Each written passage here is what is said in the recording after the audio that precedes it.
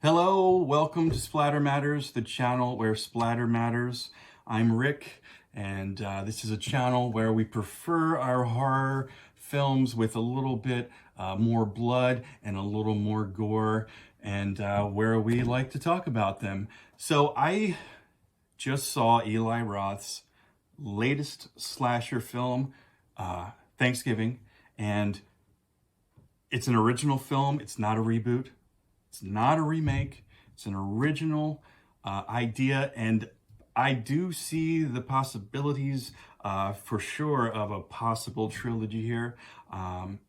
Stick around if you want to hear my thoughts about Eli Roth's Thanksgiving. I tried to talk to my wife about it a little bit earlier, and well, she just didn't give a damn. So I appreciate you listening.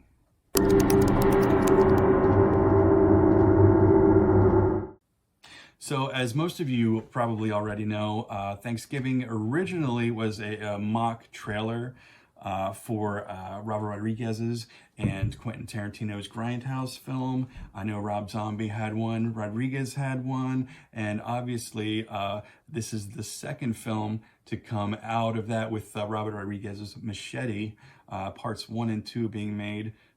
Beautifully violent and wonderful, but I highly recommend that if you haven't seen it. But back to Thanksgiving. The movie starts with pretty standard slasher movie trope. It begins with a tragedy, a tragic event that befalls a community, and this one happens to take place on Black Friday. The satire on consumerism, on it just and being someone who has to work a lot of times during the holidays, that scene just, it really landed on me. It's a bit over the top and outrageous, but an entertaining take on consumerism and well, actually, you know, corporate greed, and a little bit of everything is thrown in there. I specifically resonated with the opening tragedy, the right marked tragedy, and it's actually based off of, I don't know if Roth knew about this, but I remember when I was living in New York, there was a story of a worker at Walmart who got run over by the people barging into the store for Black Friday and died. I don't know if that had any inspiration at that, but the opening sums up America, and I'm sorry to say, it's maybe a bit excessive, but it is dead on, which makes the story and the kills later on that much more effective, because a lot of these people, you're kind of just waiting to see how they get taken out by the killer. Speaking of the killer, John Carver is the name. I like that one, totally fine. He dresses like a pilgrim, and his weapon of choice is an axe.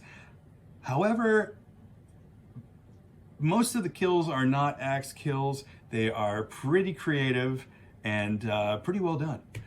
The kills were a definite high point of the movie, as they should be for any slasher, and there are a few here that I'm going to be remembering for a while. And that's good.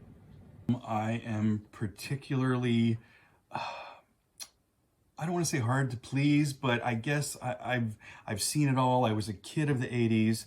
I rented horror from mom and pop video stores from the age of 10 on up. Luckily, my parents had no idea what was on the stuff. I mean, stuff I probably shouldn't have been watching, but Thanksgiving definitely would have been on my list. That's the thing, it actually brought out kind of the kid in me, and that's the whole horror genre in general. Kind of has a nostalgia effect, and it really takes me back. And Eli Roth took me back to the 70s. He took me back to a fun slasher film with characters that you pretty much care about, and great effects.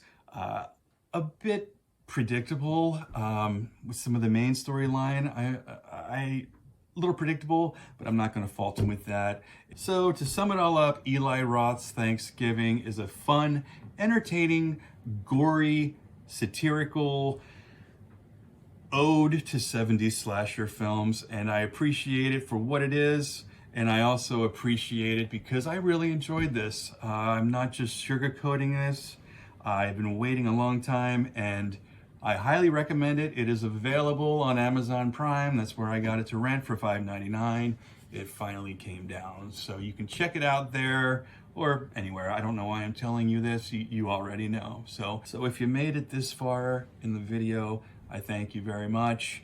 I love talking about this stuff. If you want to hear more about new horror events, old past hits, I just watched The Thing again. Still mind-blowing, even maybe more mind-blowing as an adult, what Carpenter did there. But if you would like to hear more, please like and subscribe. Thank you again, and have a great day.